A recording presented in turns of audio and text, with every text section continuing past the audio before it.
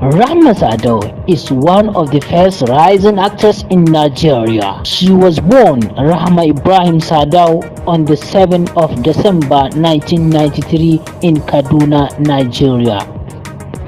She has four siblings: Fatima Sadau, Zainab Sadau, Haruna Sadau, and Aisha Sadau. Rahma Sadau, Kannywood actress, was raised in Kaduna, where she attended Labayin International School for her nursery and primary education. She proceeds to Kaduna Capital School for her junior secondary education before transferring to Misbahu Islamic for her senior secondary school. In this video, we take a look at her life from her early years to her current sojourn in Nollywood.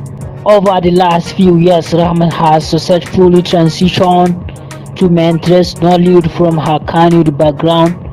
She is also a model and can speak Hausa, English, Hindi, and a bit of Arabic. Rahma Sadau is often referred to as Priyanka after the popular Indian actress. She is also revealed in an interview that Priyanka Chopra is her role model.